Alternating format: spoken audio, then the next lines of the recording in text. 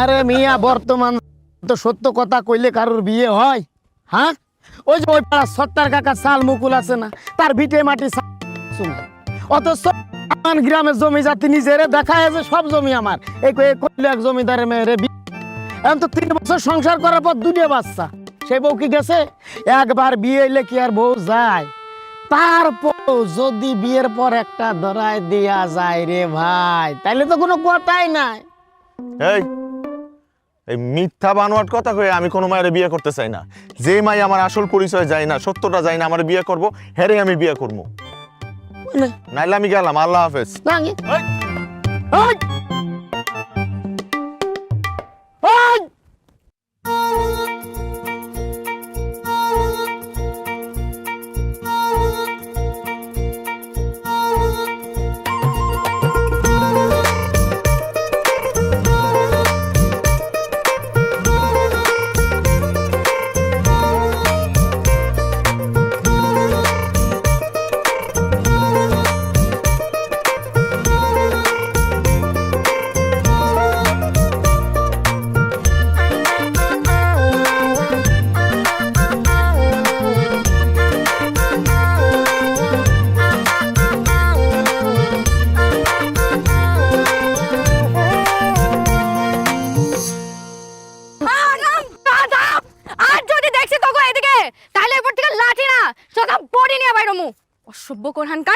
এই শিল্পী, এই কি হয়েছে রে?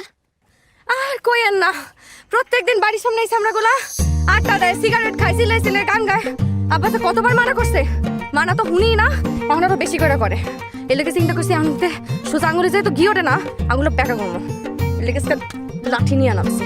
আর ধরেন না, আপনারা ধন্যবাদ। আপনারও ছেলে আজকে একজনটা তো মারতে পারছি, হটটা নিষ্পিস করতেছিল, ঠান্ডা লাগতেছে। আসি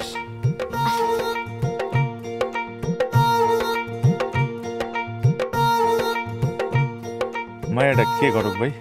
এই আমাদের মাস্টার সাহেবের মায়া শিল্পী। সুন্দর, বিবাহিত না অবিবাহিত? এটা শুনে তোমার কি লাভ? তুমি তো আবার স্পেশাল সত্যবাদী। শুনেন, কিছু কিছু সুন্দর জিনিস পাইতে হইলে অনেক কিছু ছাড়তে যায়। ওই যদি অবিবাহিত হয় তাহলে আমি ওর লগে বিবাহিত হইতে চাই, ব্যবস্থা করেন। শুকুর আলহামদুলিল্লাহ, তাইলে তো কোনো কথাই নাই। আমি এক্ষুনি মাস্টার সাহেবের বাড়ি গেলাম। ওকে, যা।